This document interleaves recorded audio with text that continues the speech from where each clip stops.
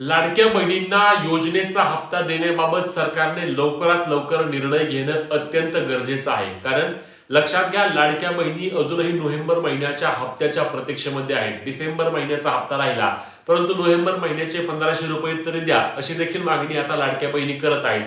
यामध्ये आता आचारसंहितेबाबत बोललं जात आहे की आचारसंहितेमुळे सरकारला त्या ठिकाणी निधी वितरित करता येत नाही. परंतु असे असेल तर लाडक्या बहिणींना नोव्हेंबर महिन्याचा हप्ता मिळण्यासाठी थेट फेब्रुवारी महिन्यापर्यंत वाट पाहावी लागेल. मी असे काय म्हणतोय, चला लगेच पाहूया. तर लक्षात घ्या, लाडक्या बहिणींनो, आचारसंहिता पूर्वी जी होती ती पूर्वी 3 डिसेंबर पर्यंत आचारसंहिता राहणार होती. त्यामध्ये वाढ होऊन 21 डिसेंबर झाली. आता राज्यामध्ये परत आचारसंहिता लागली असून ती 15 जानेवारी पर्यंत केली आहे आणि 15 जानेवारीची ती 31 जानेवारी पर्यंत देखील जाणार आहे. कारण त्यानंतर लगेच महानगरपालिकानंतर जिल्हा परिषद निवडणुका होणार आहेत. म्हणून सरकारने त्या ठिकाणी निवडणूक आयोगाकडून मागणी करून त्या ठिकाणी लाडकी बहीण योजनेच्या हप्त्याचे वितरण करावे, अन्यथा लाडक्या बहिणी मोठ्या प्रमाणावर नाराज असणार आहेत आणि याचा फटका देखील सरकारला येणाऱ्या इलेक्शन मध्ये बसू शकतो.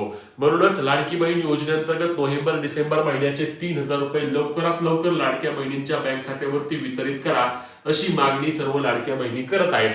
तुम्हाला याबाबत काय वाटते नक्की कमेंटमध्ये कळवा आणि अशाच अपडेटसाठी आपल्या पेजला फॉलो आणि चॅनलला सबस्क्राईब करा.